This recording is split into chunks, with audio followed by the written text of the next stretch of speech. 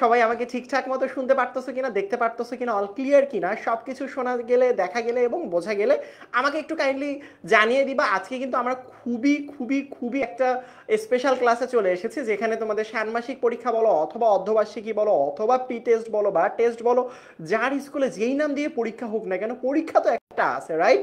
So এই পরীক্ষার তোমাদের কেমিস্ট্রিতে সবাই একটা মানে সবারই একটা কমন চ্যাপ্টার রয়েছে, সেটা হচ্ছে চ্যাপ্টার 3 এবং চ্যাপ্টার 4, যেটা দিয়ে হচ্ছে মোটামুটি বলা চলে তোমাদের বইটা শুরু হয় আসলে, যদিও বা তোমাদের শর্ট সিলেবাস। সো শর্ট সিলেবাসের শুরুর অধ্যায় দুইটা, এই দুইটা অধ্যায় নিয়ে চলে আসলাম। সো আজকের ক্লাসে আমরা এই দুইটা চ্যাপ্টারের টোটাল 50টা এমসিকিউ সলভ করব এবং দেখার এবং বোঝার চেষ্টা করব বিভিন্ন সময় বোর্ড পরীক্ষাতে এই চ্যাপ্টারগুলো থেকে কিরকম প্রশ্ন এসেছিল, তোমাদের সময় কিরকম আসতে পারে ইনশাল্লাহ। এছাড়া আমরা এটা বোঝার চেষ্টা করব যে আমাদের প্রশ্নগুলো কোন টাইপের সলভ করা উচিত, কোন জিনিসগুলো বেশি করে দেখা উচিত এবং বোঝা উচিত, কোন পার্টগুলো বেশি করে বোঝা উচিত। সো সবাইকে একটু কাইন্ডলি বলবো যে তোমরা একটু ক্লাসের মধ্যে তাড়াতাড়ি জয়েন করে ফেলবা। আমাকে দেখা যাচ্ছে কিনা, শোনা যাচ্ছে কিনা, অল ক্লিয়ার কিনা একটু কাইন্ডলি জানিয়ে দিবা। যদি সবকিছু ঠিকঠাক থেকে থাকে তাহলে আমরা ক্লাসটা শুরু করে ফেলবো ইনশাল্লাহ। সো সবাইকে ঠিকঠাক দেখতে পারতেছো? অনেকেই দেখতে পারতেছি। তোমরা সালাম দেওয়া শুরু করেছো। যারা সালাম দিচ্ছ সবাইকে একসাথে জানাচ্ছি ওয়ালাইকুম আসসালাম রহমতুল্লাহ বারাকাতুহু। নাসরিন, তারপর হচ্ছে আনাম, সুমি, তারপর হচ্ছে তারাকে দেখতে পারতেছি। হাই তারা, নাকি ইউটিউব থেকে অনেকে জয়েন করে ফেলেছে দেখতে পারতেছি। যাই হোক, সবাই কি আমার ভয়েস শুনতে পারতেছ? আলহামদুলিল্লাহ ভাই, আল্লাহর রহমতে তোমাদের দোয়াতে খুবই ভালো আছি। তোমরা কেমন আছো? সালমা আরিন সালাম দিয়েছে, ওয়ালাইকুম আসসালাম ভাইয়া। তোমরা কেমন আছো বলো তো? আমাকে কি তোমরা ঠিকঠাক মতো শুনতে পারতেছ? আমাকে কি বুঝতে পারতেছ? শেফা সালাম দিছে, ওয়ালাইকুম আসসালাম ভাইয়া, খুবই ভালো আছি। তুমি কেমন আছো? সো সবাই যদি আস্তে আস্তে জয়েন করে ফেলো তাহলে আমরা ক্লাসটা শুরু করে ফেলবো। ঠিক আছে, আমরা তাহলে একটা কাজ করি, ক্লাসটা শুরু করে ফেলি। বলতেছে যে ভাইয়া অন্য জায়গায় আরেকটা ক্লাস হচ্ছে, এখানে আবারও ক্লাস হচ্ছে, কোনটা ক্লাস করব? যেটা তোমার মনে হবে যে গুরুত্বপূর্ণ সেটা আসলে করো। যদি তোমার মনে হয় আমাদের ফেসবুক অ্যাপ থেকে যাদের পেইডদের জন্য যাদের ক্লাসটা, সেটা হচ্ছে চ্যাপ্টারের রিভিউ ক্লাস, আর এখনের যে ক্লাসটা সেটা হচ্ছে একটা রিভিউ ক্লাস না, এমসিকিউ বেসড ক্লাস। অর্থাৎ এই চ্যাপ্টারের আমরা এই দুইটা চ্যাপ্টারের বিগত বছরের এমসিকিউ সলভ করার এবং জানা এবং বোঝার চেষ্টা করব। ঠিক আছে, অনেকে জয়েন করে ফেলেছে দেখলাম। শাহিব সরকার। আচ্ছা, ক্লাসের শুরুতে আমি একটা জিনিস তোমাদেরকে বলতে চাই, সেটা হচ্ছে যে ভাইয়া 10 মিনিট স্কুলের টি শার্ট জেতার কিন্তু একটা সুযোগ আছে তোমাদের। এখন প্রশ্ন হচ্ছে যে ভাইয়া 10 মিনিট স্কুলের টি শার্ট কীভাবে জিততে পারি, সেটার একটা ছোট্ট কাজ করতে হবে। তোমরা অলরেডি জানো যারা যারা জয়েন করেছো, সেটা হচ্ছে যে 10 মিনিট স্কুলের টি শার্ট জেতার ক্ষেত্রে আমি বলবো এই লাইভ ক্লাসটা শেয়ার করে দিতে হবে। এখন এই গ্রুপে, যেই গ্রুপে ক্লাস করতেছো, অবশ্যই ওই গ্রুপে শেয়ার করলে কিন্তু হবে না। হতে পারে তুমি তোমার ফ্রেন্ডদের সাথে শেয়ার করবা, হতে পারে তুমি হচ্ছে গিয়ে তোমার প্রোফাইলে শেয়ার করবা, হতে পারে তোমার টাইমলাইনে রেখে দিবা শেয়ার করে, যে কোনো কিছু হতে পারে। বাট এই যে দেখো এই গ্রুপটা, অর্থাৎ যেই group class 10 super student group, যেই গ্রুপে লাইভ হচ্ছে সেই গ্রুপে শেয়ার করে কি লাভ? গোলাম মুস্তফা মন্ডলও চলে আসছে, বলছে কেমন আছেন? আলহামদুলিল্লাহ। তামিমাও চলে এসেছে। যাক তামিমা ইফতি, আমরা চলো একসাথে ক্লাস করি পুরো 1.5 ঘন্টা সময়, তাহলে দেখবা যে সময় কোন দিকে চলে গিয়েছে বুঝতেই পারবে না। কেমন? তাহলে সবাই মনোযোগ দাও, আমরা একসাথে ক্লাসটা করতে চাই ইনশাল্লাহ। কেমন?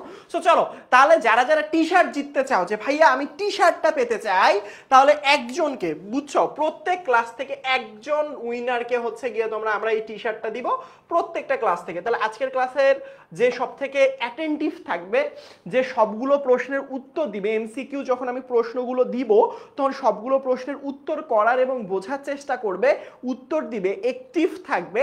2 নাম্বার প্রশ্ন হচ্ছে যে, ঠিক আছে, সো দেখো এখানের মধ্যে ভালো করে খেয়াল করো, সেটা হচ্ছে যে যারা হচ্ছে এই ক্লাসটা মনোযোগ দিয়ে করবে, অ্যাটেন্টিভলি করবে, তার পরবর্তীতে হচ্ছে কমেন্টের মাধ্যমে উত্তর জানাবে, মেইন কথা অ্যাক্টিভ থাকবে। আমি আসলে ক্লাস শেষে তার নামটা আসলে ক্লাসের মধ্যে ঘোষণা করে যাব, অর্থাৎ ক্লাসের মধ্যেই বলে যাব কে আসলে টি শার্টটা জিততে চলেছে। চলো টি শার্টের হিসাব গেল, যা তাই আমি বলবো ক্লাস শুরুর আগেই তোমরা ক্লাসটা অবশ্যই শেয়ার দিতে ভুলবা না। চলো আমরা এমসিকিউ এর জগতে পাড়ি দেই আসলে। সো এমসিকিউ জগতে যদি আমরা পাড়ি দেই, তাহলে প্রথম যে এমসিকিউটা তোমরা তাড়াতাড়ি কমেন্টের মধ্যে জানিয়ে দাও তো।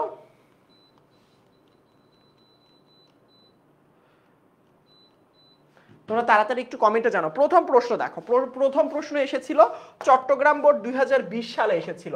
চট্টগ্রাম বোর্ড 2020 সালে একটা প্রশ্ন, অক্সিজেনের পর্যায় সারণী কোন গ্রুপে অবস্থিত। সো আমরা যদি 4 নাম্বার চ্যাপ্টারটা প্রথমে সলভ করি তাহলে একটা জিনিস দেখতে পারবো, এটা কিন্তু পর্যায় সারণী অধ্যায়, দুইটা মিক্সড করা আছে, বুঝতে পেরেছো আমার কথা। সো পর্যায় সারণী অধ্যায়টা যদি আমরা সলভ করা শুরু করি বা দেখা শুরু করি তাহলে প্রথমেই দেখবো পর্যায় সারণীর একটা কমন জিনিস হচ্ছে ইলেকট্রন বিন্যাসের সাহায্যে কোনো একটা মৌলের পর্যায় সারণীতে অবস্থান নির্ণয় করতে হয়। আমরা তো জানি পর্যায় সারণীতে টোটাল 118টা মৌল থাকে, সো এক একজন এক একটা গ্রুপে থাকে, এক একটা পর্যায়ে থাকে, রাইট। সো এমসিকিউ পরীক্ষায় এভাবে প্রশ্ন আসে, যে কোনো একটা মৌলের নাম দিয়ে তোমাকে বলবে এটার অবস্থানটা নির্ণয় করো। এটার জন্য তোমার যেই জিনিসটা শেখা প্রয়োজন সেটা হচ্ছে ইলেকট্রন বিন্যাস। তুমি যদি ইলেকট্রন বিন্যাস পারো এই জিনিসগুলো একদম ইজি ভাইয়া, কোনো প্যারাই নেই। চলো আমরা দেখি কোন গ্রুপে অবস্থিত। আগে আমাদেরকে আমাদের গ্রুপে অবস্থান নির্ণয় খোঁজার জন্য কিন্তু আমার একটা জিনিস জানা খুবই প্রয়োজন। অক্সিজেনের পর্যায় সারণী গ্রুপের জন্য আমার ইলেকট্রন বিন্যাস লাগবে, কোন গ্রুপে অবস্থান করে এটার জন্য প্রথমে তোমাকে যেই জিনিসটা শিখতে হবে সেটা হচ্ছে ইলেকট্রন বিন্যাস। কিসের বিন্যাস? ইলেকট্রনের বিন্যাস। এখন দেখো এখানে যে তুমি ইলেকট্রনের বিন্যাস করবা, অক্সিজেনের ইলেকট্রন বিন্যাস আই হোপ সবাই পারো, আরে 9এও তো শিখেছো না, বলো তো 9এও শিখেছো না। চলো যারা যারা পারো না তাদের জন্য করি। 1s2 8টা ইলেকট্রন থাকলে 2s2 2p4। এখন দেখো বলছে কোন গ্রুপে অবস্থান করে, কোন গ্রুপে অবস্থান করে, গ্রুপের কথা বলছে, নট পর্যায়। গ্রুপের মধ্যে 3টা রুলস আছে। দেখো কোনো একটা মৌলের গ্রুপ কত হতে পারে এটা 3টা রুলস আছে। কয়টা রুলস? 3টা রুলস আছে। কয়টা রুলস আছে? 3টা রুলস। একটা হচ্ছে এস অরবিটালে যদি ইলেকট্রন প্রবেশ করে, যদি পি অরবিটালে প্রবেশ করে, যদি ডি অরবিটালে প্রবেশ করে। এখানে দেখো সর্বশেষ ইলেকট্রনটা পি অরবিটালে প্রবেশ করেছে, রাইট। তো যদি কখনো পি অরবিটালে প্রবেশ করে তাহলে যেটা করি এস এর ইলেকট্রন যোগ পি এর ইলেকট্রন যোগ 10 করে দিই। এটা কিসের বের করার জন্য? গ্রুপ বের করার জন্য। তাহলে দেখো এখানের মধ্যে ভালো করে খেয়াল করে, এস এর উপরে কয়টা ইলেকট্রন? 2টা, তাই 2 দাও। পি এর উপরে ইলেকট্রন কয়টা? 4টা, তাই 4 দাও। এবং সূত্রের 10 দাও, তাহলে 16। তাহলে এর গ্রুপ সংখ্যা কত? 16। এবং আমাকে যদি কখনো বলতো যে পর্যায় সংখ্যাটা বের করো, অর্থাৎ এখানে দেখো তাহলে গ্রুপ নাম্বার কত হবে? অবশ্যই যারা যারা ডি নাম্বার উত্তরটা দিচ্ছ তো সেটা হবে। এবং অনেক ক্ষেত্রে যে বিষয়টা খেয়াল করিনি আমরা সেটা হচ্ছে যে ভাই এখানের মধ্যে পর্যায় সংখ্যা বের করতে বলে। সো পর্যায় সংখ্যা আরো ইজি। সো অক্সিজেনের যখন তুমি ইলেকট্রন বিন্যাস করো কি পাবা? 1s2 2s2 2p4, right. So যদি কখনো তোমাকে পর্যায় সংখ্যা বের করতে বলে তুমি যেটা ফোকাস করবা সেটা হচ্ছে এই সংখ্যাটার দিকে ফোকাস করবা, 1 2 2।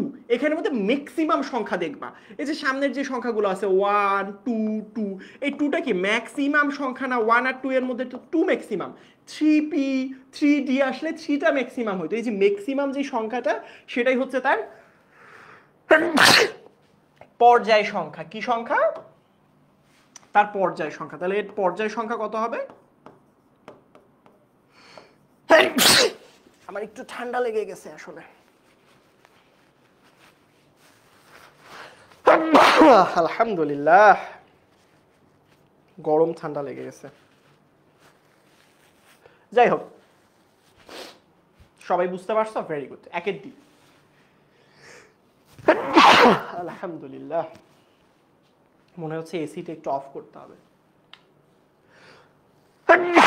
আলহামদুলিল্লাহ। হ্যাঁ বাবা, নামাজের বের দিব। আলহামদুলিল্লাহ। আচ্ছা চলো 2 নাম্বার এমসিকিউ এ চলে যাই।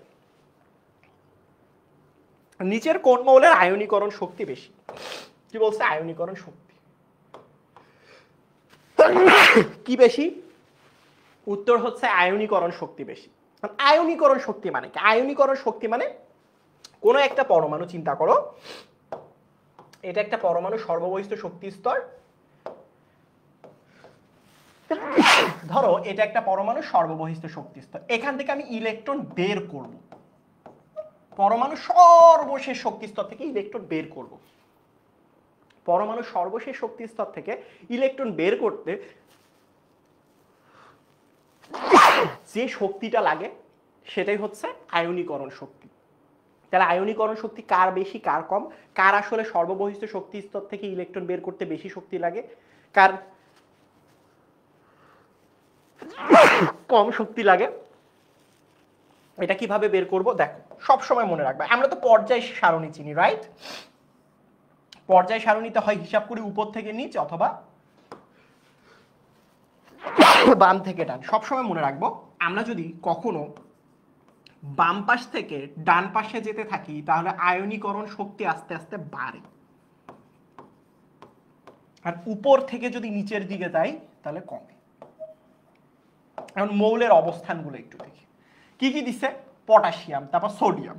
আমরা যদি অবস্থান দেই সোডিয়ামের পরবর্তীতে পটাশিয়াম, রাইট, তার পরবর্তীতে সোডিয়ামের পরে কি আছে, ম্যাগনেসিয়াম, তার পরবর্তীতে কি, ক্যালসিয়াম, রাইট। এভাবেই তো হিসাব করি। এবার একটা জিনিস ভালো করে খেয়াল করো বাবা, সেটা হচ্ছে আমরা কি বলছি, এ পাশ থেকে এ পাশে গেলে বাড়ে, উপর থেকে নিচে গেলে কমে। তাহলে দেখো আমি যদি সোডিয়াম আর পটাশিয়ামের কথা হিসাব করি, নিচের দিকে গেলে তো কমে, তাহলে পটাশিয়ামের তো কমে যাবে, আবার ক্যালসিয়ামেরও কমে যাবে। কেন, সে নিচে গেছে, নিচে গেলেই কমে, নিচে গেলেই কমে। তাহলে এই দুইটা নিচে না, যত নিচে যাব তাদের আয়নীকরণ শক্তির মান তত কমে যাবে। তাই নিচের দুইটা আগেই বাদ। নিচে আয়নীকরণ শক্তি কম বেশির হিসাবে নিচে যারা বেশি থাকবে তাদের আয়নীকরণ শক্তির মানটা কমে যায়, রাইট। তাহলে আমরা নিচের দুইটা আগেই বাদ দিলাম, কারণ নিচে গেলেই কমে। তাহলে এখন ভাইয়া উপরে গেলে তো বাড়ে, বুঝলাম। তাহলে এই দুইটার মধ্যে কোনটা বেশি, আমি কি বলছি, বাম থেকে ডানে গেলে আস্তে আস্তে বাড়ে। তাহলে এটা কি বাম থেকে ডানে এইদিকে না, তাহলে এইদিকে গেলে বাড়ে, মানে কি এখানে সোডিয়াম আর ম্যাগনেসিয়ামের মধ্যে হবে ম্যাগনেসিয়াম। তাহলে উত্তর কত, উত্তরটা হচ্ছে ডি। এই তো সোজা, ইজি পিজি, রাইট। ঠিক আছে, তারপরেরটা দেখো,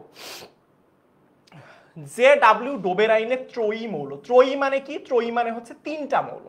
ওই যে আমরা ভর সংখ্যা পরপর তিনটা মৌলের মধ্যে, ধরো এখানে মধ্যে আমরা হিসাব করছিলাম এরকম টাইপের, ধরো এক্স একটা মৌল, ধরো চিন্তা করো উনি সূত্রটা কিরকম সূত্র দিছিল, বলছিল যে ভাইয়া ধরো এক্স একটা মৌল যার ভর 20 গ্রাম, ওয়াই একটা মৌল যার আমি ভর জানি না, জেড আর একটা মৌল যার ভর হচ্ছে 30 গ্রাম। এই তিনটা কিন্তু পরপর অবস্থান করে পর্যায় সারণীতে। চিন্তা করো পর্যায় সারণীতে এই তিনটা মৌল পরপর অবস্থান করছে। এই যে পরপর তিনটা মৌল যদি অবস্থান করে, সেখানে যদি তোমার প্রথম এবং তৃতীয় মৌলের ভর জানা থাকে তাহলে 2 নাম্বারটা অটোমেটিকলি বের করা যায়। কোন সূত্র দিয়ে বের করা যায় ভাইয়া, উত্তরটা হচ্ছে ডোবেরাইনের ত্রয়ী সূত্র দিয়ে।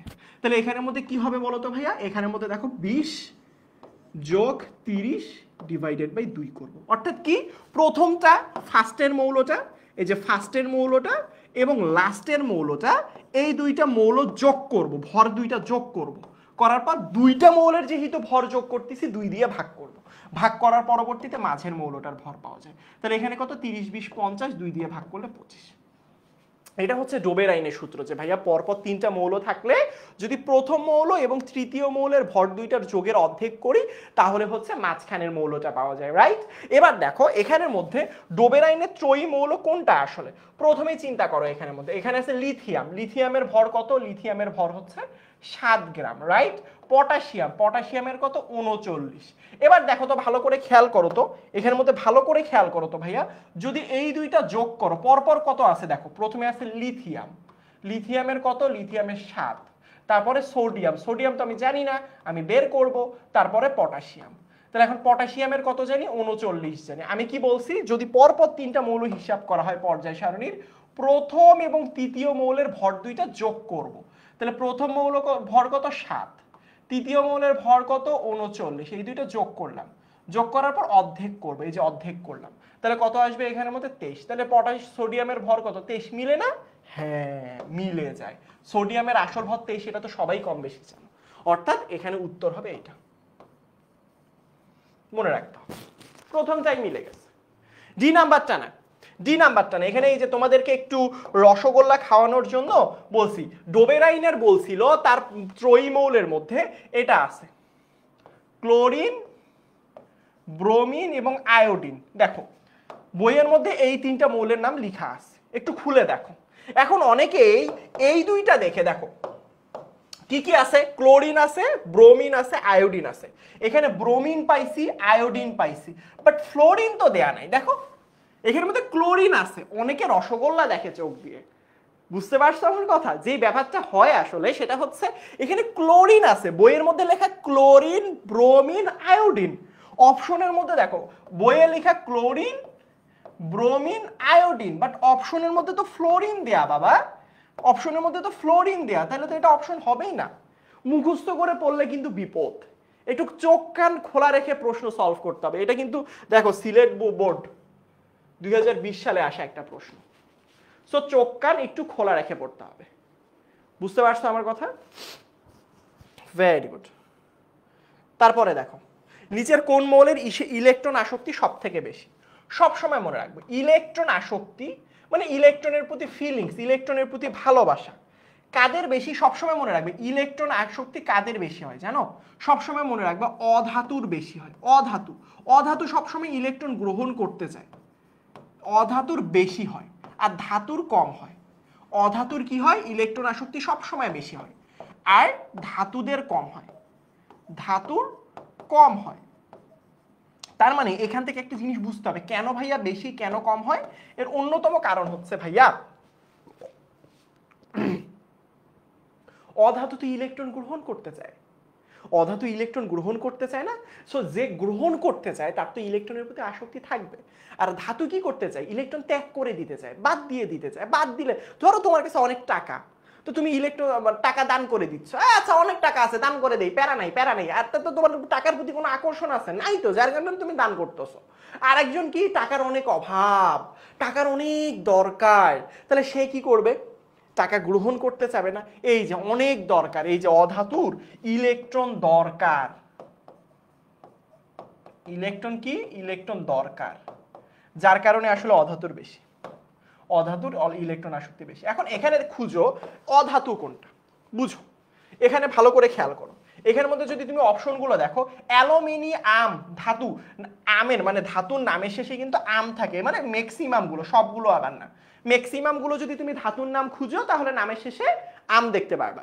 যেমন এখানে দেখো অ্যালুমিনিয়াম আম, তাহলে এটা বাদ কারণ এটা ধাতু। সোডিয়াম বাদ, ম্যাগনেসিয়াম বাদ, এই যে দেখো সিলিকন, এটা একটা অধাতু। তাহলে সবগুলোর মাঝখানে যদি তুমি একটা অধাতু খুঁজে পাও তাহলে সেটা অপশনে দাগাবা। এখন প্রশ্ন হচ্ছে যে ভাইয়া যদি কখনো এরকমটা চলে আসে যে অনেকগুলো অধাতু দিয়ে দিলাম, অনেকগুলো অধাতু দিয়ে দিলাম, তাহলে অধাতু দিয়ে দিলে কি হবে বলো তো? অধাতু দিয়ে দিলে কি হবে সবসময় মনে রাখবা। অধাতু দিয়ে দিলে কি কি হবে বলো? অধাতু দিয়ে দিলে কি হবে বলো? অধাতু অনেকগুলো দিলে এ পাশে গেলে ইলেকট্রন আসক্তি বাড়ে, বাম থেকে ডানে গেলে বাড়ে, উপর থেকে নিচে গেলে কমে। এটা একটু মনে রাখো।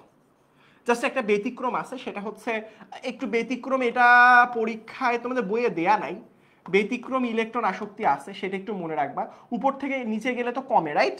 সো এখানের মধ্যে যদি আমার এরকম হয়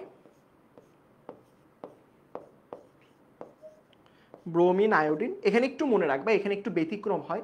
ব্যতিক্রমটা কি হয় ভাইয়া একটু দেখাই দে, এটা একটু লিখে রাখো বইয়ের উপরের মধ্যে। উপর থেকে নিচে গেলে তো কমার কথা, রাইট?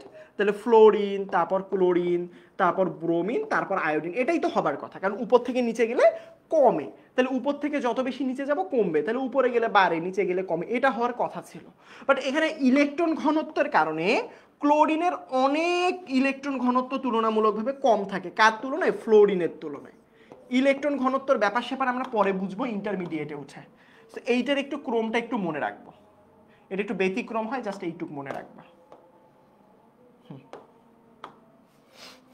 এইটা একটু মনে রাখবা, এটা ব্যতিক্রম আছে একটা, চলে আসে মাঝে মাঝে।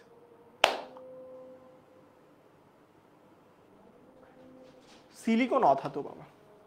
আজান দিচ্ছে, আমরা একটা নামাজের বিরতি দেই, আমরা ঠিক ফিরে আসব 7:05।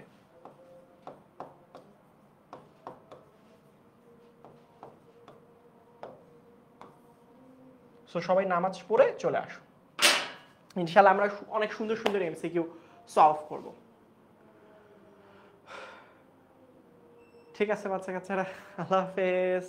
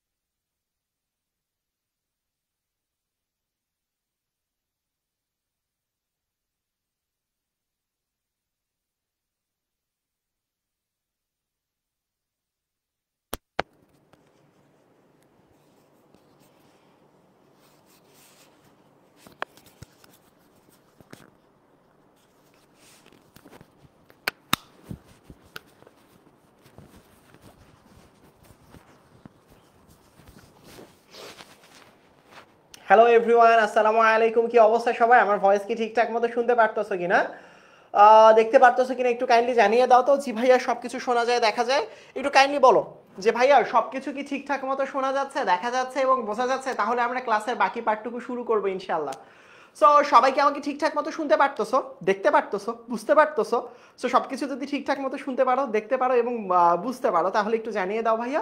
আমি ক্লাসে চলে এসেছি, স্যারকে স্ক্রিনের সাইডে দেখা যাচ্ছে, ফোন হাতে। চলে এসেছি ভাইয়া। হ্যাঁ ভাই আসছেন ফাইনালি। আচ্ছা আমার আমার আমার সব ক্লিয়ার, সব clear, all clear, all clear, all clear. নয়তো পরবর্তীতে পড়া শুরু করলে কিন্তু আর থামাথামি নাই, শুধু পড়াশোনা। রাইট? ঠিক আছে, চলো তাহলে আমরা একটা কাজ করি, সেটা হচ্ছে পড়াশোনা আমরা এমসিকিউ সলভ করি। সো আমরা এখন যে এমসিকিউটা সলভ করবো এটা আসলে বেসিক্যালি এসেছিল দিনাজপুর বোর্ড 2020 সালে। প্রশ্নটা কি? প্রশ্নটা হচ্ছে টাংস্টেন মৌলের প্রতীক কোনটা? কেউ বলতে পারবা? কেউ বলতে পারবা টাংস্টেনকে কোনটা প্রতীক দিয়ে প্রকাশ করা হয়? তাড়াতাড়ি একটু বলতে হবে। সবসময় মনে রাখবা কোনটার প্রতীক কি না কি, এইগুলো একটু মনে রাখতে হবে ভাইয়া। এইগুলো আসলে মুখস্থ জিনিস, এইগুলো থিওরিটিক্যাল পার্ট না। কেমন? ওয়ালাইকুম আসসালাম ভাইয়া, জয়েন করে ফেলো। তার পরবর্তীতে যদি আমি বলি বিষয় ভিত্তিক, দেখো তোমরা তো আমাদের কাছে এমসিকিউ সলভ করতেছো, বাট বই রিডিং পড়ার কিন্তু কোনো বিকল্প নাই। তোমাদেরকে বই কিন্তু অবশ্যই রিডিং পড়তে হবে। কারণ বইয়ের কোন জায়গা থেকে কতটুকু পড়তে হবে এটা কিন্তু আসলে বই দাগানো থাকলে কিন্তু খুবই জোশ হয়, তাই না? যদি তোমাদের ফারদিন ভাইয়া বা অন্যান্য সাবজেক্টগুলোতে রিফাত ভাইয়া বা শফিক ভাইয়ারা দাগায় দেয়। সো বিষয়ভিত্তিক গুরুত্বপূর্ণ বই যদি দাগানো পেতে চাও, কিচ্ছু করতে হবে না, তুমি এই নাম্বারটাতে ফোন দিলেই তুমি এই বইগুলো দাগানো আকারে পেয়ে যাবা ইনশাল্লাহ। সো জাস্ট কি করবা, 16910 এই নাম্বারে কল করে ফেলবা। এখন আসো, আধুনিক রসায়নের জনক কাকে বলা হয়? কে বলবা? এটা প্রথম অধ্যায়েরও একটা পড়া, আবার 4 নাম্বার চ্যাপ্টারেরও একটা পড়া, যে আধুনিক রসায়নের জনক কোন বিজ্ঞানীকে বলা হয়?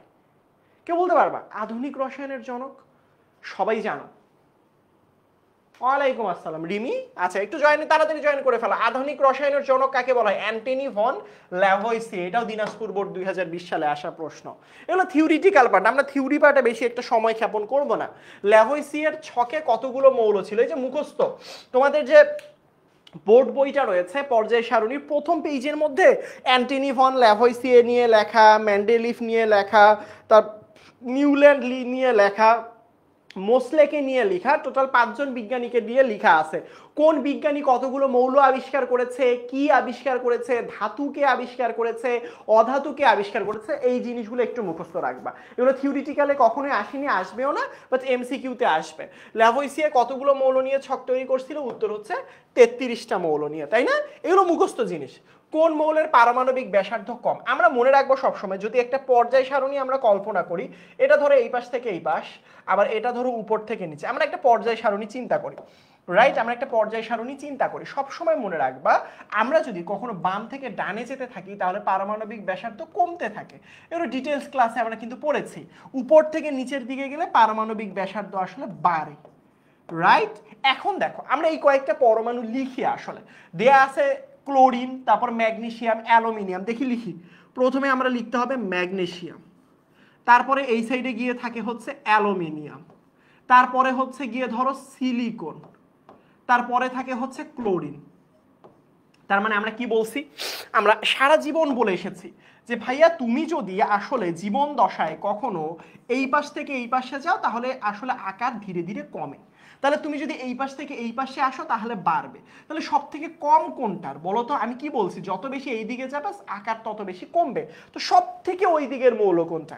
দেখাই তো যাচ্ছে চোখের মধ্যে, সেটা হচ্ছে ক্লোরিন। তাহলে এখানে উত্তর কোনটা হবে? উত্তর হচ্ছে সব থেকে সাইজ কম হচ্ছে ক্লোরিনের। মনে থাকবে? মনে থাকবে, এগুলো মনে রাখতে হবে। এই একজন অ্যালুমিনিয়াম বলছো, অ্যালুমিনিয়াম কেন? আচ্ছা এ নাম্বার অপশন বলছো, তাহলে ঠিক আছে। ঠিক আছে। আচ্ছা আমাদের সাথে কিন্তু ফ্রি কোর্সে মানে হচ্ছে জয়েন করে ফেলতে পারো। ক্লাস 10-এর টেস্ট পরীক্ষার প্রস্তুতি, সেটা একদম ফ্রি। সো এই ফ্রি কোর্সের জন্য কি করতে হবে? কোর্সে আমাদের কি কি থাকতেছে আগে বলি। ক্লাস 10-এর প্রি টেস্ট পরীক্ষা আসতে পারে এমন সকল প্রশ্নের সমাধান থাকবে। প্রত্যেকটা বিষয়ে 2টি করে ওয়ান শট রিভিশন ক্লাস থাকবে। দশম শ্রেণীর জন্য 6টা সাবজেক্টে যেগুলো পড়ানো হয় ওইগুলো থাকবে। মানে এক্সাম দিতে পারবা, রেকর্ডেড ক্লাস পাবা, দাগানো বই পাবা, মডেল টেস্ট পাবা। এটা কিন্তু পরীক্ষার প্রস্তুতি কোর্স কিন্তু একদম ফ্রি। জাস্ট ডিটেলসে জানার জন্য 16910 এটাতে ফোন করো, তাহলেই হয়ে যাবে। আমাদের সাথে জাস্ট প্রস্তুতি নাও একদম ফ্রিতে, কেমন? ঠিক আছে। তার পরবর্তীতে কোন মৌলের পারমাণবিক ব্যাসার্ধ সর্বাধিক? আগের মৌলটার মতোই, পারমাণবিক ব্যাসার্ধ সর্বাধিক। আমি কি বলছিলাম একটু আগে বলো তো? উপর থেকে নিচের দিকে গেলে পারমাণবিক ব্যাসার্ধ বাড়ে, এই দিকে গেলে কমে। সো এটা আমি লিখে নিই, তোমাদের কনফিউশন দূর করার জন্য আমি লিখে নিই। সো আমার এই পাশ থেকে এই পাশে গেলে কমে, আর উপর থেকে নিচের দিকে গেলে কি হবে? বাড়ে, রাইট? আচ্ছা, মৌল চারটা দেখি আমরা। প্রথমে দেখি ম্যাগনেসিয়াম আছে, আচ্ছা লিখলাম ম্যাগনেসিয়াম। তার পরবর্তীতে কে আছে? ক্যালসিয়াম আছে, ম্যাগনেসিয়ামের নিচে হচ্ছে ক্যালসিয়াম। তার পরবর্তীতে আছে ব্রোমিন, ক্যালসিয়ামের নিচে হচ্ছে ফ্লোরিন, ক্লোরিন, তারপর ব্রোমিন। এই যে দেখো ব্রোমিন হচ্ছে এই সাইডে গিয়ে ব্রোমিন, ঠিক আছে। তার পরবর্তীতে কি দেখতে পাচ্ছি এখানের মধ্যে? সালফার আছে, ম্যাগনেসিয়ামের এই পাশে হচ্ছে গিয়ে সালফার। এই যে এইরকম জিনিসটা অনেকটা এরকম হবে। অর্থাৎ একটা জিনিস এখানে ফিক্সড করো, সেটা হচ্ছে যে ভাইয়া এই যে ম্যাগনেসিয়াম এবং সালফার এই দুইটা উপরে অবস্থান করে। আমরা জানি উপর থেকে নিচের দিকে গেলে বাড়ে, রাইট? তাহলে এখন উপর থেকে নিচের দিকে গেলে বাড়ে মানে কি? উপরের গুলো কম, তাহলে এই দুইটা আগেই বাদ। সালফার আর ম্যাগনেসিয়াম তোমার আগেই বাদ। তাহলে এখানে আমরা কি করব? এই হয় আমার ক্যালসিয়াম অপশন থাকবে অথবা আমার ব্রোমিন অপশন থাকবে। এখন ব্যাসার্ধ সর্বাধিক কি? এই পাশ থেকে এই পাশে গেলে তো কমে, এই যে ক্যালসিয়াম থেকে তুমি ব্রোমিনের দিকে গেলে তো কমবে, তাহলে বাড়বে কোন পাশে? এই যে ক্যালসিয়ামের এই পাশে গেলে আস্তে আস্তে বাড়ে। তাহলে এই যে নিচেও গেল, আবার এই পাশে নিচেও গেল। তাহলে এটা উত্তরটা কি হবে? উত্তরটা হবে ক্যালসিয়াম। যারা যারা হচ্ছে সালফার উত্তর দিচ্ছ তারা কিন্তু ভুলের দুনিয়ায় আসো। উত্তর কিন্তু কি হবে? উত্তর হবে কিন্তু ক্যালসিয়াম। এই ম্যাগনেসিয়াম কেমন আকার বলছে? সর্বাধিক, সর্বাধিক বলছি, সর্বাধিক মানে বেশি। বেশি তো উপর দিক থেকে নিচের দিকে গেলে তো এমনিতেই বাড়ে, উপর থেকে নিচের দিকে গেলে তো বাড়ে। তাহলে ম্যাগনেসিয়ামের থেকে ক্যালসিয়াম নিচে না, তাহলে তো বাড়বে। ব্রোমিন হবে না, ক্যালসিয়াম আর ব্রোমিন একই পর্যায়ে অবস্থান করে। আর আমরা কি জানি? একই পর্যায়ে অবস্থান করলে এক পাশ থেকে অন্য পাশে গেলে, বাম থেকে ডানে গেলে কমে। তাহলে ক্যালসিয়ামের থেকে এখানে সিরিয়ালটা ঠিক এরকম হবে। দেখো এটার সিরিয়ালটা আমি একটু লিখে দেই। সিরিয়ালটা হবে এরকম, প্রথমে হবে ক্যালসিয়াম, তারপর হবে ব্রোমিন, তারপর হবে ম্যাগনেসিয়াম, তারপর হবে সালফার। এইটা একটু মনে রাখবা, এটা একটু মনে রাখবা, কেমন? এটা একটু মনে রাখবে ইনশাল্লাহ। তারপরে দেখো পর্যায় সারণী খাড়া স্তম্ভের সংখ্যা কয়টা? খাড়া মানে কি? খাড়া স্তম্ভ মানে কি? খাড়া স্তম্ভ মানেটা কি কেউ বলতে পারবা? খাড়া স্তম্ভ মানে কি? খাড়া স্তম্ভ মানে হচ্ছে তোমার হচ্ছে গ্রুপের সংখ্যা জিজ্ঞেস করছে। গ্রুপ, গ্রুপ কেন? কারণ তুমি জানো যে আসলে উপর থেকে নিচের দিকে গেলে আস্তে আস্তে একটা করে গ্রুপ বাড়ে। উপর থেকে নিচের দিকে গেলে গ্রুপ একটা করে বাড়ে। উপর থেকে নিচের দিকে গেলে গ্রুপ 1, তারপর হচ্ছে 2, 3, হ্যাঁ 4, 5, হ্যাঁ এভাবে আসলে উপর থেকে নিচের দিকে গেলে কি হয়? গ্রুপগুলো বাড়তে থাকে। সো আমরা জানি পর্যায় সারণীতে উপর থেকে নিচের দিকে স্তম্ভ কয়টা আছে অথবা গ্রুপ কয়টা আছে? স্তম্ভ তো বাংলা শব্দ, হ্যাঁ ইংরেজিতে গ্রুপ বলা হয়। গ্রুপের সংখ্যা কয়টা? উত্তর হচ্ছে 18টা। এগুলো আমাদের জানা কথা ভাইয়া, পর্যায় সারণীটা খুললেই তুমি পাবা, রাইট? আচ্ছা, আর আরেকটা জিনিস আমি তোমাদেরকে বলতে চাই, সেটা হচ্ছে যে ভাইয়া ক্লাস 10-এর জন্য কিন্তু আমাদের ডেডিকেটেডলি একটা গ্রুপ আছে, যেটা হচ্ছে class 10 super student group. So তোমরা যারা ইউটিউবে ক্লাস করতেছো অথবা পেজ থেকে ক্লাস করতেছো, যদি তোমরা ফেসবুক মানে হচ্ছে ফেসবুকে চলে যাও, গিয়ে যদি একটা সার্চ দাও যে ভাইয়া হচ্ছে গিয়ে তোমার সিকিউ মানে মানে সিকিউ ক্লাসগুলো পাওয়ার জন্য আসলে বেসিক্যালি। সো তোমরা যদি এই গ্রুপটা লিখে সার্চ দাও, এই গ্রুপের নাম লিখে যদি তোমরা একটু সার্চ দাও, কি গ্রুপের নাম? সেটা হচ্ছে class 10 super student group. Class 10 super student group, এইটা লিখে যদি সার্চ দাও তাহলে ইনশাল্লাহ চলে আসবে, আর কিছু লাগবে না। আসেন না ভাই? ঠিক আছে, ঠিক আছে। তাহলে এটা কি করবা? জাস্ট এটা লিখে সার্চ দিবা, গ্রুপে আসবা, ঢুকধাপ জয়েন করে ফেলবা। বুঝতে পেরেছো আমার কথা? ঠিক আছে। তার পরবর্তীতে দেখো সালফারের সাথে নিচের কোন মৌলের ধর্মের মিল আছে? NB2 আসো এখানে। সো মজার ব্যাপার হচ্ছে কোন ধর্মের মানে মিল পাওয়া যায়। এই যে দেখো এই প্রশ্নটা যখন পাবা, কোন ধর্মের মিল পাওয়া যায়, কোন মানে কোন মৌলের ধর্মের মিল পাওয়া যায়, এইটা সবসময় মনে রাখবা। একই গ্রুপের মৌল, একই গ্রুপ এর মৌল একই ধর্মের হয়, একই ধর্মের হয়। যেমন ভাইয়া আমি তো এই জিনিসটার অর্থ বুঝলাম না। ধরো তুমি কখনো গ্রুপ 1-এর নাম তো শুনেছো ভাইয়া, গ্রুপ 1, গ্রুপ 2, গ্রুপ 3।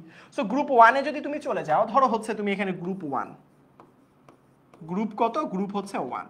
তো গ্রুপ 1 এর মধ্যে কি আছে? Hydrogen, lithium, sodium, potassium, rubidium, caesium. এই যে দেখো এতগুলো মৌল না, এদের একটার সাথে আরেকটার মৌলের ধর্মের মিল পাওয়া যায়, যার কারণে ওরা ওরা একই গ্রুপে অবস্থান করে। আবার দেখবা এর পাশে কি কি দেয়া আছে, এর পাশে কি দেয়া আছে, এর পাশে দেয়া আছে হচ্ছে গিয়ে তোমার বেরিলিয়াম, তারপর কি ম্যাগনেসিয়াম, তারপর কি ক্যালসিয়াম, তারপর কি স্ট্রনসিয়াম, তারপরটা কি বেরিয়াম, তাই না? সো দেখো কি বোরানি মোগলাই কাবাব সরিয়ে সারের বাটিতে রাখো, ঠিক আছে, রাখো, ঠিক আছে। এই কয়েকটা মৌলের নাম মুখস্থ রাখলে হয়েছে। এটা মনে হচ্ছে রুবিডিয়াম বাটিতে, আচ্ছা যাই হোক। তার মানে এটা তো গ্রুপ 2। সো গ্রুপ 2 এর মৌলগুলোর ধর্ম হবে একই রকম, রাইট? সো এখানের মধ্যে আমাদেরকে একটু দেখতে হবে, দেখো ভালো করে খেয়াল করো। সেটা হচ্ছে এখানের মধ্যে বলছে যে সালফারের সাথে কোন গ্রুপের মৌলর ধর্ম পাওয়া যায়, মিল পাওয়া যায়। তো সালফার কত নাম্বার গ্রুপের মৌল? এই সালফারের গ্রুপ নাম্বার হচ্ছে 16, রাইট? সালফারের গ্রুপ নাম্বার কত? উত্তর হচ্ছে 16। তো 16তম গ্রুপ হইলে দেখো 16 নাম্বার গ্রুপের মৌলগুলো একটু লিখো তো। গ্রুপ 16 ও এস এস সি তে পড়ে, এই যে এই মৌলগুলো মানে হচ্ছে অক্সিজেন, সালফার, সেলেনিয়াম, টেলুরিয়াম। হ্যাঁ, সো এখন দেখো তার মানে সালফারের সাথে কাদের কাদের মিল পাওয়া যায়? অক্সিজেনের পাওয়া যায়, সেলেনিয়ামের পাওয়া যায়, টেলুরিয়ামের পাওয়া যায়। তো এখানে উত্তর কোনটা আছে? সালফারের সাথে কোনটার মিল পাওয়া যাবে? ম্যাগনেসিয়াম তো ওই গ্রুপের না, সিলিকন তো ওই গ্রুপের না, কার্বনও তো না, কিন্তু এই যে দেখো অক্সিজেন কিন্তু আছে। তাহলে এটা কি হবে? অক্সিজেন। বুঝতে পারছো আমার কথা? ঠিক আছে। বিরিয়ানি মোগলাই কাবাব সরিয়ে সারের বাটিতে বেরিয়াম, আচ্ছা ঠিক আছে, ওইলে হয়েছে। যাই হোক দেখো এই পরে এমসিকিউ বই, ঠিক আছে। বলছে 16 নাম্বার, দেখো ভালো করে খেয়াল করো, সেটা হচ্ছে বলছে 16 নাম্বার গ্রুপের মৌলের অক্সাইড কোনটা। 16 নাম্বার গ্রুপের মৌল কোনগুলো? Oxygen, sulphur. অক্সাইড মানে কি? অক্সাইড মানে অক্সিজেন সংযুক্ত থাকবে। অক্সাইড শব্দের অর্থ কি থাকবে? অক্সিজেন সংযুক্ত থাকবে। তো এখন 16 নাম্বার গ্রুপের মৌলে তো অক্সিজেন আছেই, অক্সিজেন আছে, সালফার আছে, সেলেনিয়াম আছে, এইগুলো হচ্ছে 16 নাম্বার গ্রুপের মৌল, রাইট? বা তোমার হচ্ছে টেলুরিয়াম আছে, এইগুলো হচ্ছে 16 নাম্বার গ্রুপের মৌল। তো এটার সাথে যদি তুমি অক্সিজেনকে যুক্ত করো, মানে এই অক্সিজেনের সাথে অক্সিজেনের যুক্ত করার কিছু নাই, বলছে 16 নাম্বার গ্রুপের মৌলের অক্সাইড, তাহলে 16 নাম্বার গ্রুপের মৌলের সাথে অক্সিজেন কানেক্টেড হইতে হবে, এদের সাথে আসলে অক্সিজেন কানেক্টেড হইতে হবে। তো এই অক্সিজেনের সাথে অক্সিজেন কানেক্টেড হবে না, সেম সেম জিনিস। নিচ থেকে হিসাব করো, সালফার থেকে হিসাব করো। সালফার যদি অক্সিজেনের সাথে কানেক্টেড হয় তাহলে কি হয়? Sulphur dioxide. এইটাই হচ্ছে 16 নাম্বার গ্রুপের মৌল। এই যে তার মানে এটার উত্তর হচ্ছে এইটা। যদি এরকম হইতো 17 নাম্বার গ্রুপের মৌল, যেমন এখানে দেখো এটা এর যদি প্রশ্ন থাকতো এখানের মধ্যে 16 না দিয়ে গ্রুপ নাম্বার যদি 17 বলতো, তাহলে 17 মৌল কোনটা? ফ্লোরিন, ক্লোরিন, ব্রোমিন, আয়োডিন, এদের সাথে যদি অক্সিজেন থাকে। তাহলে এখানে দেখো 17 নাম্বার গ্রুপের মৌলিক, এটা কিন্তু 17। এটা হচ্ছে কত? সালফার আছে, যার কারণে 16। এই যে প্রথমটা দেখবা। এখানে কার্বন কি? কার্বন হচ্ছে 14 নাম্বার গ্রুপের মৌল, তাই 14 মৌলের অক্সাইড। এখানের মধ্যে অ্যালুমিনিয়ামটা খেয়াল করো, অ্যালুমিনিয়াম 13, তাহলে এটা হচ্ছে 13 নাম্বার গ্রুপের মৌলের অক্সাইড। বুঝতে পারছো সবাই? বলো, সবাই বুঝতে পারছো? সবসময় কত নাম্বার গ্রুপের, এটার জন্য আমরা কি ফিক্স করব? সামনের মৌলটা। বুঝতে পেরেছো আমার কথা? ঠিক আছে। কোনটা নিষ্ক্রিয় ধাতু? এইগুলোর নামগুলো একটু মুখস্থ রাখবো। নিষ্ক্রিয় ধাতু আবার নিষ্ক্রিয় হয়, নিষ্ক্রিয় মৌল হয়, যেমন হিলিয়াম, তারপর হচ্ছে আর্গন, তাই না, ক্রিপ্টন, জেনন, এগুলো নিষ্ক্রিয় মৌল।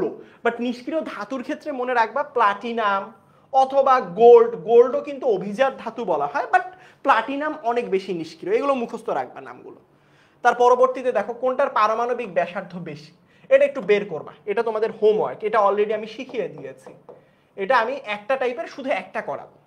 বুঝতে পেরেছো আমার কথা? এইগুলো বাসায় করবা। পঞ্চম, এই যে দেখো পর্যায় সারণীতে পঞ্চম পর্যায়ে মৌলের সংখ্যা কতটি? এই জিনিসগুলো একটু মনে রাখতে হবে। 2 নাম্বার পর্যায় সারণী পঞ্চম পর্যায়ে 2 নাম্বার পর্যায়ে 2টা মৌল থাকে।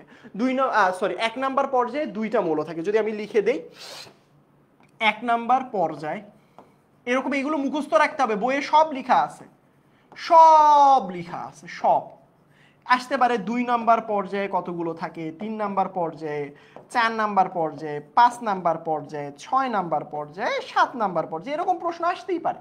সো সবসময় মনে রাখবো 2 নাম্বার পর্যায়ে, 1 নাম্বার পর্যায়ে মৌল থাকে 2টা, 2 নাম্বারে থাকে 8টা, 3 নাম্বারেও থাকে 8টা, 4 নাম্বারে থাকে 18টা, 5 নাম্বারে থাকে 18টা মৌল, 6 নাম্বারে থাকে 32টা, 7 নাম্বারেও থাকে 32টা। এই সংখ্যাগুলো একটু মুখস্থ রাখতে হবে, এগুলো পর্যায় সারণীতে তুমি গণলেই পাবা, পর্যায় সারণীতে তুমি গণলেই পাবা কোন গ্রুপের মধ্যে, সরি কোন পর্যায়ের মধ্যে কোন কতগুলো মৌল থাকতে পারে। সুতরাং এখানে 5 নাম্বার বলছে, 5 নাম্বার কই, এই যে 5 নাম্বার, এই যে দেখো 5 নাম্বার, বুঝতে পেরেছো? তাহলে 5 নাম্বারে কতগুলো থাকে, 18টা, এই যে দেখো 18টা, এই তো হয়ে গেল।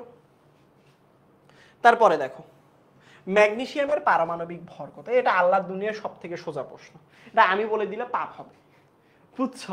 পারমাণবিক ভর কত, তাও আবার ম্যাগনেসিয়ামের, সো এটা পারা উচিত আমি মনে করি। সো এটার পারমাণবিক ভর 24 আমি বলেই দিলাম। এটা কিন্তু আবার এই যে দেখো চট্টগ্রাম বোর্ড 2017 সালে আসা প্রশ্ন, বোর্ড পরীক্ষায় প্রশ্ন আসছে পারমাণবিক ভর, তার মানে বোর্ড পরীক্ষায় আসতে পারে। কোন আয়নটির ইলেকট্রন সংখ্যা আর্গন পরমাণুর ইলেকট্রন সংখ্যা সমান? খুবই গুরুত্বপূর্ণ এবং খুবই সুন্দর একটা প্রশ্ন। কি বলছে? কোন আয়নটির ইলেকট্রন সংখ্যা আর্গন পরমাণুর ইলেকট্রন সংখ্যা সমান? তার মানে এখানের মধ্যে দেখো কোন আয়নটি, এখানে দেখো আর্গনে কার সমান, আর্গনের, তাহলে আর্গনের ইলেকট্রন সংখ্যা কয়টা? আর্গন আমরা জানি পারমাণবিক সংখ্যা 18, তার মানে আর্গনের ইলেকট্রন সংখ্যাও কত থাকে, 18টা। এখন তুমি ভালো করে খেয়াল করো, আমরা স্বাভাবিকভাবে জানি যার পারমাণবিক সংখ্যা যত তার ইলেকট্রন সংখ্যাও তত। দেখো দেখো ক্যালসিয়ামের ক্ষেত্রে কি হইলো বাবা, ক্যালসিয়ামের ক্ষেত্রে কি হইলো, ক্যালসিয়ামে 20টা ইলেকট্রন, শুধু ক্যালসিয়ামের 20টা ইলেকট্রন ছিল, বাট ওই যে 2+ মানে কি, 2টা ইলেকট্রন ছেড়ে দিছে, তাহলে 2টা ইলেকট্রন কমে গেলে এর ইলেকট্রন হয়ে যাবে 18টা। তার মানে এখানে কি আমি প্রথমেই তো পেয়ে গেলাম আর্গনেরও 18টা, ক্যালসিয়াম 2+এরও 18টা। অ্যালুমিনিয়ামের কত, অ্যালুমিনিয়ামের স্বাভাবিকভাবে থাকে 13টা, বাট এটা 3+ মানে কি 3টা ইলেকট্রন ছেড়ে দিয়েছে, তার মানে এটা ইলেকট্রন সংখ্যা কত, 10। এখানে দেখো ফ্লোরিন মাইনাস, তা ফ্লোরিনে থাকে হচ্ছে 9টা, পারমাণবিক সংখ্যা যত ইলেকট্রন সংখ্যা তত। -1 মানে কি একটা ইলেকট্রন চলে গ্রহণ করেছে, মানে মাইনাস মানে গ্রহণ করা, প্লাস মানে ছেড়ে দেয়া, -1 মানে কি একটা গ্রহণ করছে, তাহলে টোটাল ইলেকট্রন 10টা। এখানের মধ্যে যদি আমরা হিসাব করি 12টা ছিল 12, তাহলে এখানের মধ্যে 2টা প্লাস মানে কি 2টা সে ছেড়ে দিয়েছে, তাহলে 2টা ছাড়লে এর ইলেকট্রন সংখ্যা 10। তার মানে একটা মজার ব্যাপার জানো, এগুলো সবগুলা 10, সবগুলো 10, অর্থাৎ সবগুলো নিয়নের মতো অবস্থা লাভ করছে, সবগুলো নিয়নের মতো অবস্থা লাভ করছে, শুধুমাত্র এই ক্যালসিয়াম 2+ আর্গনের মতো অবস্থা লাভ করছে। বুঝতে পারছো? আই হোপ তোমরা বুঝতে পেরেছো। তারপর দেখো ইউপ্যাক কর্তৃক মৌলের সংখ্যা কতগুলো, ইউপ্যাক কর্তৃক স্বীকৃত মৌলের সংখ্যা, এটা আমরা সবাই জানি 118টা। অভিজাত ধাতু কোনটা, ওই যে বলছিলাম অভিজাত ধাতুর নাম একটু মনে রাখবে, গোল্ড, যেটা হচ্ছে স্বর্ণ বলা হয়, এই স্বর্ণটা আসলে অভিজাত ধাতু বলা হয়, স্বর্ণ বা গোল্ড এটা আসলে অভিজাত ধাতু। কোন পারমাণবিক সংখ্যা বিশিষ্ট মৌলটি এক পরমাণুক? খুবই খুবই গুরুত্বপূর্ণ একটা প্রশ্ন, যেটা বিগত বছরে বরিশাল বোর্ডে আসা একটা প্রশ্ন। দেখো এখানের মধ্যে একটা প্রশ্ন ভালো করে খেয়াল করো, যখন তোমাকে এরকম কোশ্চেন জিজ্ঞেস করবে যে ভাইয়া কি তোমাকে বলছে এক পরমাণুক, আমি একটা সুন্দর কালার নেই,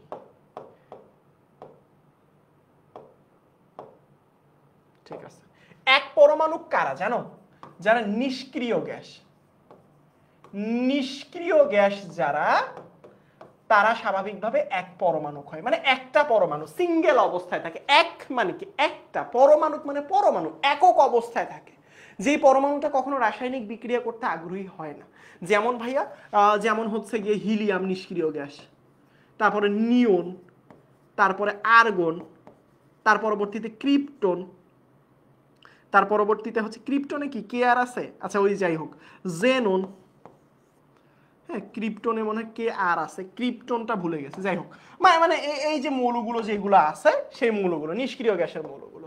সো দেখো এখানের মধ্যে ভালো করে খেয়াল করো, সো এখানের মধ্যে দেখো কত দিছে, যে দেখো 54 নাম্বার পারমাণবিক সংখ্যাটা দেখো একটা নিষ্ক্রিয় গ্যাস, কারণ এমনিতে 8 নাম্বার মৌলটা তো অক্সিজেন, 16 তো সালফার, 17 তো ক্লোরিন, তিনটার একটাও তো হবে না। 8 নাম্বার পরমাণু কেমনে বুঝলাম? 8 নাম্বার অক্সিজেন, 16 নাম্বার পারমাণবিক সংখ্যা কত?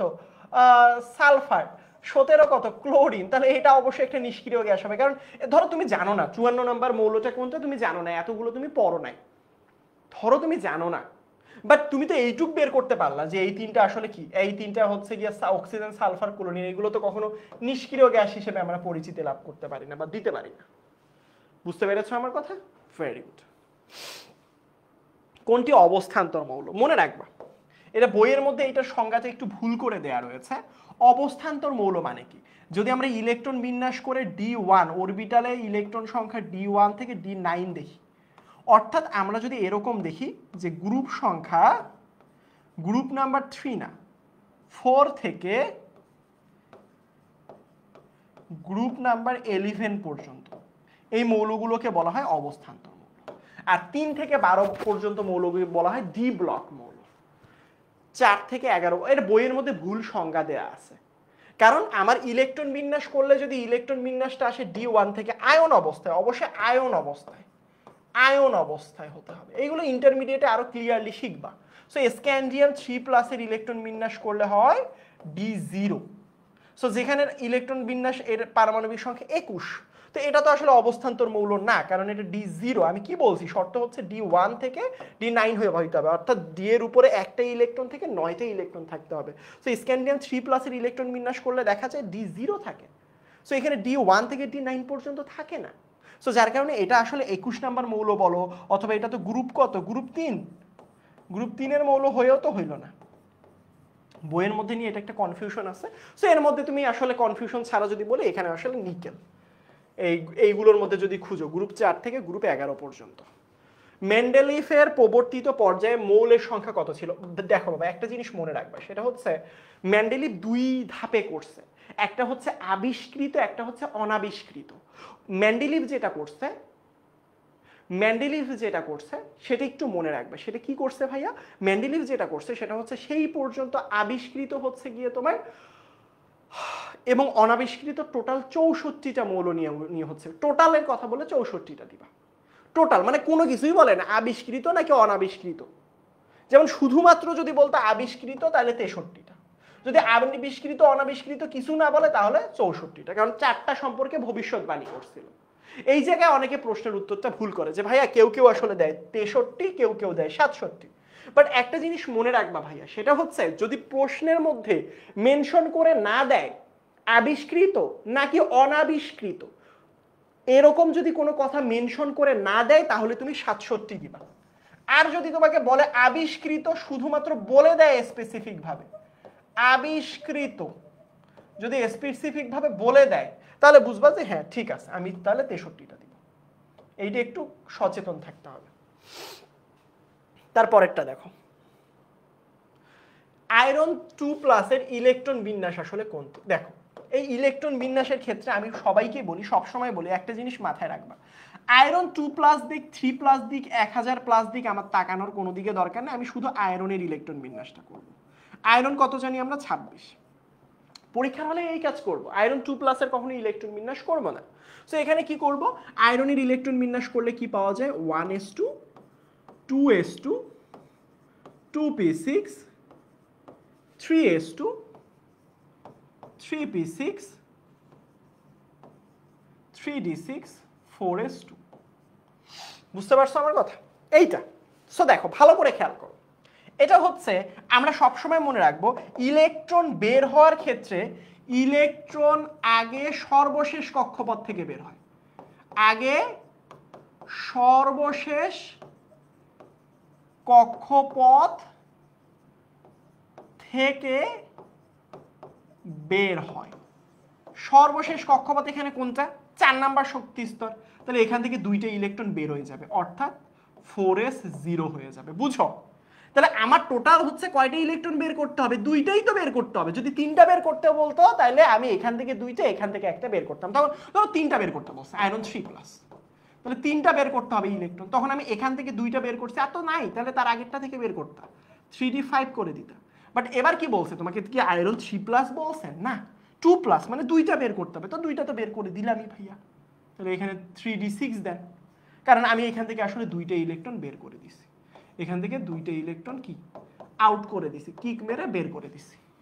তাহলে এখানে আগের ইলেকট্রন বিন্যাসগুলো তো আগের মতোই থাকবে, 1s2 2s2 2p6 3s2 3p6। তাহলে এখানে মজার ব্যাপার দেখো, প্রথম শক্তি স্তরে কতগুলো আছে, এটা একটা কে শক্তি স্তর বলতে পারি, এটাকে এল শক্তি স্তর বলতে পারি, এটাকে এম শক্তি স্তর বলতে পারি, এটাকে এন শক্তি স্তর। এগুলো কিন্তু অনেক আগেও পড়ছি যে পরমাণুতে 1 নাম্বার শক্তি স্তর থাকলে সেটাকে কে বলা হয়, 2 নাম্বার শক্তি স্তরকে এল বলা হয়, 3 নাম্বার শক্তি স্তরকে এম বলা হয়, 4 নাম্বার শক্তি স্তরকে এন বলা হয়, রাইট? এইটা একটু মনে রাখবো, এটা একটু মনে রাখবো। সুতরাং এখানের মধ্যে দেখো, ভালো করে খেয়াল করো, ভালো করে খেয়াল করো, সেটা হচ্ছে এবার দেখো তাহলে কে মানে কি 1 নাম্বার শক্তি স্তরে, 1 নাম্বার শক্তি স্তরে কয়টা আছে, 2টা, কমা 2 নাম্বার শক্তি স্তরে কয়টা আছে, 2টা আর 6টা 8টা, 3 নাম্বার শক্তি স্তরে কয়টা আছে, 2টা আর 6টা 8টা, 8টা আর 6টা 14টা, তারপরে শক্তি স্তরে নাই একটা, তার মানে 0। এটা হচ্ছে উত্তর, 2 8 14 0। তো দেখো 2 8 14 বলছি, 2 8 14, তো এটা তো 13, এটা বাদ, 2 8 12 বাদ, 2 8 এই যে দেখো 2 8 14, শূন্যটা যে ভাইয়া দিল না দরকার নেই, শূন্য থাকা না থাকা একই কথা বোঝায়, বুঝতে পারছো আমার কথা? তার মানে উত্তর কোনটা হবে, উত্তর হচ্ছে এটা। এইগুলো কিন্তু একটু মনে রাখতে হবে ভাইয়া, এগুলো ইম্পর্টেন্ট। দেখো বলছে পর্যায় সারণীতে ক্যালসিয়ামের অবস্থান নির্ণয় করো, এটা অলরেডি করছি, গ্রুপ সংখ্যা এবং পর্যায় সংখ্যা নির্ণয় করতে বললে এই জিনিসগুলো খুব ইজিলি করছি। ক্যালসিয়ামের কথা যদি আমি বলি তাহলে কি করতে হবে, ইলেকট্রন বিন্যাস, অবস্থান মানেই ইলেকট্রন বিন্যাস, ইলেকট্রন বিন্যাস না পারলে শিখতে হবে।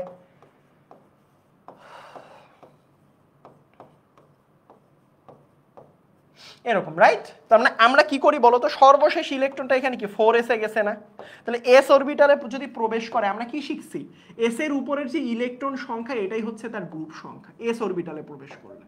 তাহলে এর গ্রুপ সংখ্যা কত, গ্রুপ সংখ্যা হচ্ছে 2। এবং এই যে ম্যাক্সিমাম সংখ্যাটা এখানে আছে 1 2 2 3 3 4, ম্যাক্সিমাম সংখ্যা কি 4 না, তাহলে এর পর্যায় সংখ্যা কত, পর্যায় সংখ্যা হচ্ছে 4।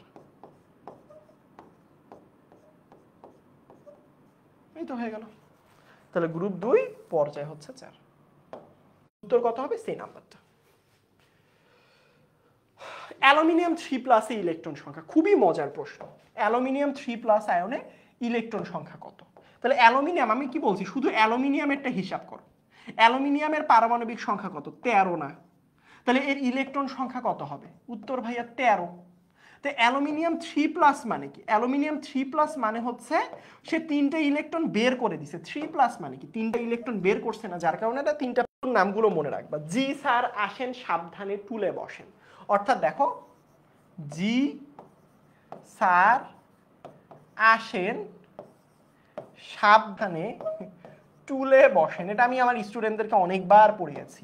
জিতে হচ্ছে জার্মেনিয়াম, সাতে হচ্ছে সিলিকন, এসতে হচ্ছে আর্সেনিক, এসবিতে হচ্ছে অ্যান্টিমনি, টিতে টেলুরিয়াম, বিতে হচ্ছে বোরন, সবগুলো অপধাতু। তো দেখি এখানে কোনটা আছে, এই যে দেখো এখানে সিলিকনটা দিয়ে দিছে, এই যে এটা, এই যে দেখো, বুঝতে পারছো? বোরনও দিছে, জার্মেনিয়ামের জি, এখানে এখানে এখানে অপশনটা একটু জি ই হইতো, বোরন হইতো, তার মানে এখানে মধ্যে জার্মেনিয়ামও আছে বোরনও আছে, তার মানে এখানে উত্তর কি হবে, সবগুলোই হবে। বুঝছো, এখানে একটু টাইপিং মিস্টেক, জি এর পর ই দেয়া, মানে বোরন আর সিলিকন দুইটা তো হবেই, তো মাঝখানে জি নামে কোনো মৌল নাই ওই রকম, যার কারণে আসলে হচ্ছে এখানে টাইপিং মিস্টেকটা একটু ঠিক করে দিলাম। দেখছো, একটু জানলে, একটু বেশি জানলে প্রশ্নে কোনো রকম মিস্টেক থাকলে এটা ধরা যায়। সুতরাং সবগুলো মনে রাখবো। পারমাণবিক আকারের সঠিক ক্রম, ওই যে আমরা পড়ছি বাম থেকে ডানে গেলে কমে, আয়নের ক্ষেত্রেও সেম কাজ করবা, আয়নের ক্ষেত্রেও সেম কাজ করবা, উপর থেকে নিচের দিকে গেলে কি হবে, বাড়বে, বাম থেকে ডানের দিকে গেলে আস্তে আস্তে কমে যাবে। তো আয়নের ক্ষেত্রে কি অন্য কোনো কাহিনী করব ডিটেইলসে যদি বলেন, এটা এইচএসসি তে পড়বো, জাস্ট আয়ন বলুক এমনি বলুক, আসলে মিলে যে যৌগ গঠন করে সেটাই হচ্ছে সমযোজী, এটা আমরা সবাই জানি। অধাতুর সাথে অধাতু যদি মিলে যায় তাহলে সেটা কি হয়ে যায়, সমযোজী হয়ে যায়। তাহলে এখানে সমযোজী কি, অধাতুর সাথে অধাতু কোনটা দেখো তো, এই যে দেখো হাইড্রোজেন এখানে একটা অধাতু, ক্লোরিন এটা একটা অধাতু, তাহলে উত্তর কি হবে, উত্তর হবে এ। তার মানে এখানে আমার হাইড্রোক্লোরিক অ্যাসিড হবে। তারপরে দেখো কার্বন মনোঅক্সাইড যৌগের সুপ্ত যোজনী কত, এই যে কার্বন সুপ্ত যোজনী যখন বের করতে বলে কার, কার্বনের সুপ্ত যোজনী কিভাবে বের করব দেখো, আমরা সুপ্ত যোজনীর একটা সূত্র জানি। 5 নাম্বার চ্যাপ্টার খুললে প্রথম পেজে এটা দেখবা। ওই মৌলটার ম্যাক্সিমাম যোজনী কত হতে পারে এটা মুখস্থ রাখতে হবে। একটা বক্স দেয়া আছে কোন মৌলের যোজনী কত, ম্যাক্সিমাম কত হতে পারে এটা মুখস্থ রাখতে হবে। আর ইউজ, ওই যৌগতে কতগুলো যোজনী ইউজ হয়েছে। জিনিসটা আমি একটু সহজ করি।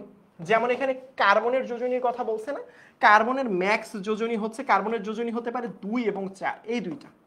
বাট এখানের মধ্যে এইগুলো মুখস্থ করতে হবে, বইয়ে বক্স দেয়া আছে। এটা হচ্ছে ম্যাক্সিমাম যোজনী। তাহলে সূত্রের মধ্যে ম্যাক্সিমাম যোজনীর জায়গায় 4 লিখবো, মাইনাস কি বলছি ইউজ যোজনী, মানে ওই যৌগটার মধ্যে যে যোজনীটা ব্যবহার হয়েছে। কার্বন ডাই অক্সাইডে দেখবা কার্বন হচ্ছে +4 হয় আর দুইটা অক্সিজেন মিলে -4, অর্থাৎ কার্বন কিন্তু 4 ইউজ হয়, অর্থাৎ ইউজ হয়েছে কত 4, দুইটা বিয়োগ করলে কত হয় 0, তার মানে এখানে মান হচ্ছে 0। সেটা হচ্ছে আরেকটা জিনিস, সেটা দেখো এটা কিন্তু তোমাদের ব্যাচেরই স্টুডেন্ট, এনে অনেকেই আসো যারা ক্লাস করতেছো, তোমরা হয়তো বা এখানের মধ্যে আসো। এটা হচ্ছে আমরা কিন্তু গত বছর যেটা করেছিলাম সেটা হচ্ছে বার্ষিক পরীক্ষাতে যারা ভালো রেজাল্ট করেছিল তাদের সাথে আমরা একটা মিট আপ করছি, ছোট্ট একটা মিট আপ। হ্যাঁ, সো এর পরবর্তী বছরে ইনশাআল্লাহ যারা যারা ভালো করবা, অর্থাৎ ফাইনাল পরীক্ষাতে না, এই যে প্রি টেস্ট টেস্ট সব মিলাই সবগুলোতে ভালো করবা, ইনশাল্লাহ তাদের সাথে আবারও গেট টুগেদার করবো। সুতরাং আমাদের সাথে জয়েন থাকতে ভুলবা না।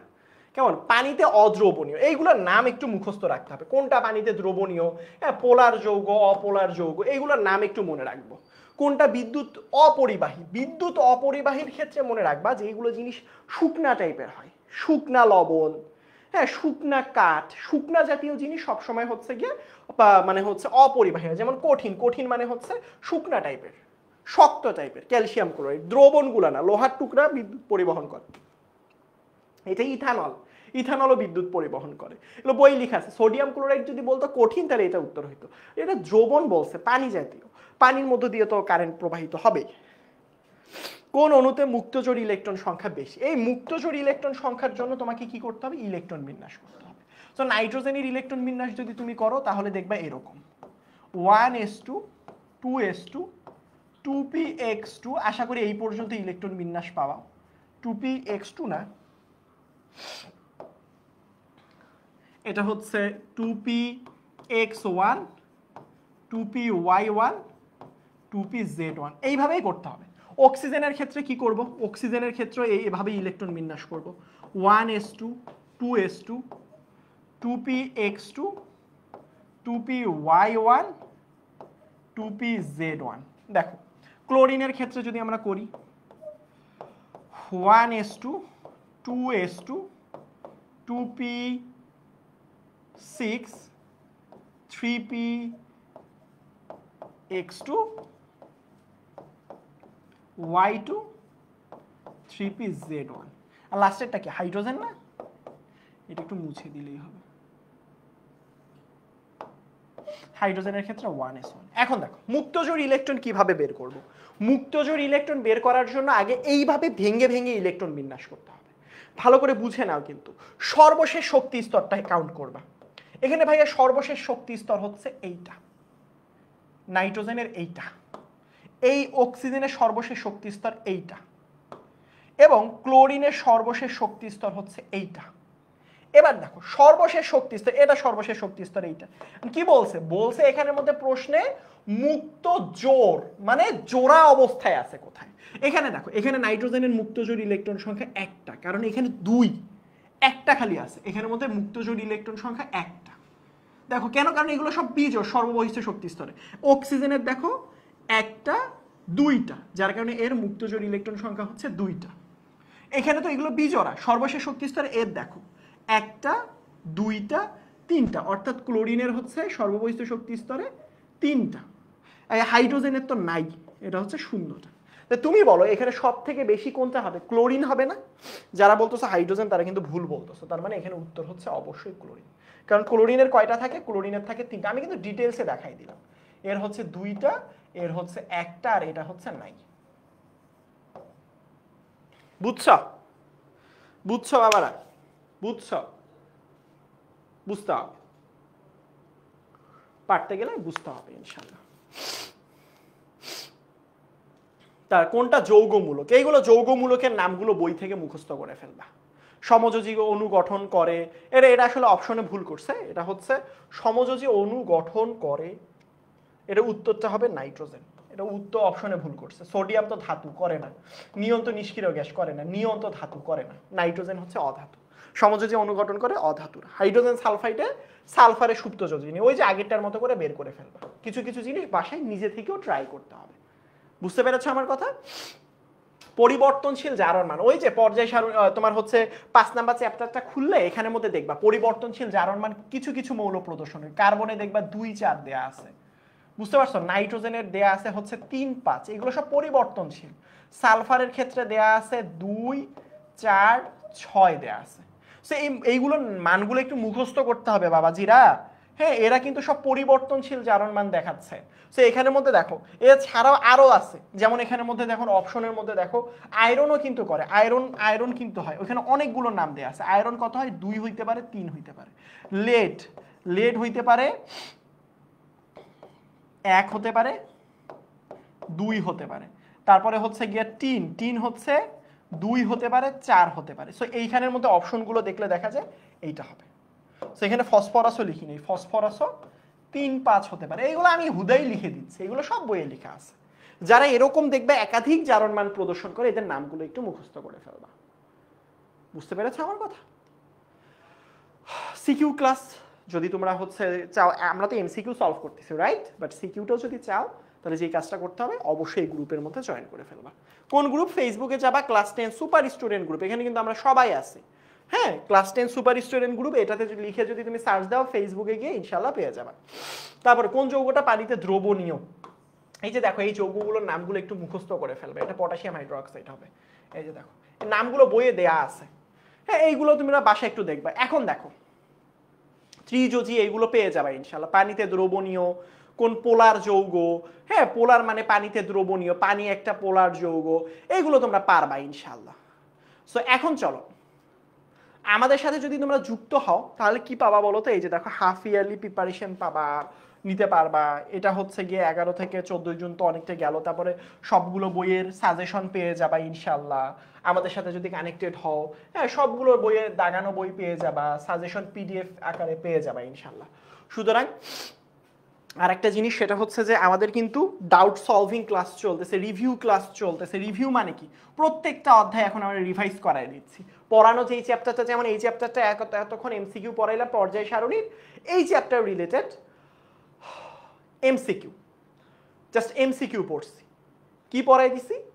সিকিউ পড়াচ্ছি, রিভাইজ করাই দিচ্ছি। এবং ক্লাস করানোর পরবর্তীতে আমরা কিন্তু ওই পেইড গ্রুপের মধ্যে আবার ডাউট থ্রেড খুলতেছি, যেখানে তোমার যে কোনো সমস্যা হলে সেটা জানাতে পারো। বুঝতে পারছো? ঠিক আছে, এইগুলো সব তোমরা পারবা ইনশাল্লাহ, এইগুলো পারবা, এইগুলো নিয়ে প্যারা নাই। সো এখন আমি তোমাদের দেখি যে একজনের নাম আমি ঘোষণা করতে চাই, যে আসলে আজকের ক্লাসে টি শার্টটা পেয়ে যাবা ইনশাল্লাহ। সো কে টি শার্টটা কে পেতে চাও বলো? টি শার্টটা কে পেতে চাও বলো? ক্লাস তো অনেকে করলা। টি শার্টটা দেখি কে কে অ্যাক্টিভলি ছিলা বলো।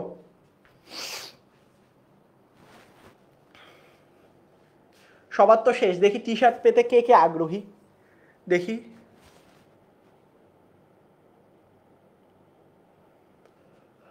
তামিয়া তালুকদার, ঠিক আছে ভাইয়া, একে তো আমি চিনি। তোমরা কি দুইজন মিলে ভাইয়ারা একসাথে ক্লাস করো? খুবই ট্যালেন্ট স্টুডেন্ট। ওরা কিন্তু আসছিল আমাদের গেট টুগেদারে।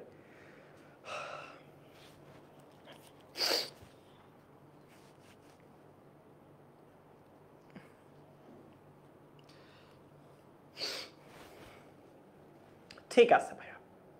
সো চলো,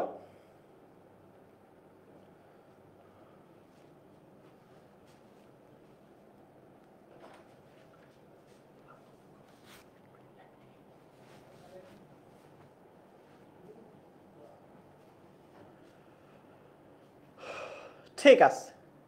সো চলো, কে টি শার্টটা পাবা তার নামটা বলে দিই।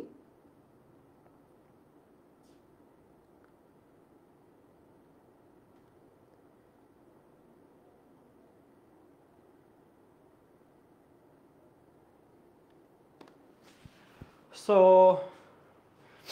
নামটা একটু ঘোষণা করে দিই আমি, সবাই দেখো যে পাইছো সে হচ্ছে